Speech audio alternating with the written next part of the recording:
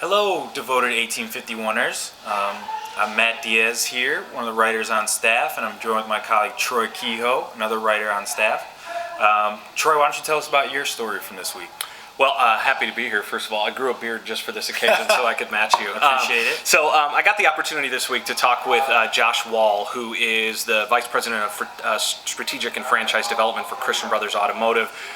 When we first learned that they had a 100% success rate, they've never gone dark on a store in almost 20 years of franchising, we knew that we had to see what the secret sauce was in that.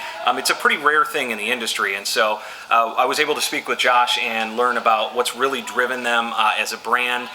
The culture really comes from the top down.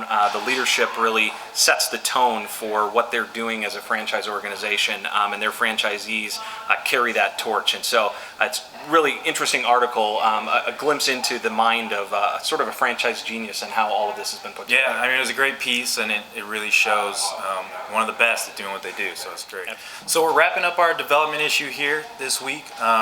There was another great story on development with 2 Men in a Truck. You want to tell us a little bit about that one? Yeah, this story was based around the idea of transparency. And I think there's a lot of brands out there that have kept a lot of their secret sauce, so to speak, as secrets and have not shared a lot of things with their franchisees. 2 Men in a Truck has gone the completely opposite direction and has shared almost everything with their franchisees, from financial information to strategic goals, really viewing their franchisees as partners here. And it's really paid huge dividends. And so this article is really sort of a glimpse into how that's worked for them and probably how it can work for a lot of other brands as well. Yeah, I thought it was a great piece to kind of wrap up what we're doing this week with development. They're doing it right, and they're an exciting brand, and they're growing, so that's great.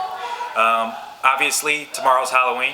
We want to make sure that we give our shout-outs to all those restaurant brands out there doing some fun stuff. We should have dressed up for this. We should have probably dressed up for this. Michelle, cue the sound effects and the visual effects. No? Maybe? Okay.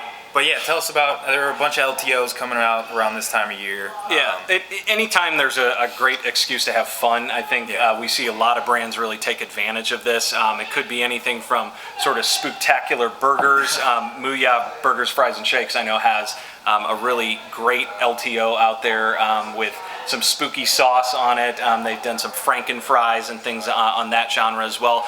Even the Burger Kings of the world have sort of gotten into the flavor. Everybody heard about the black bun incident that they had earlier. So there's a lot of really fun LTOs out there to take advantage of this Halloween season. So really great offerings of those inside of that piece. Absolutely.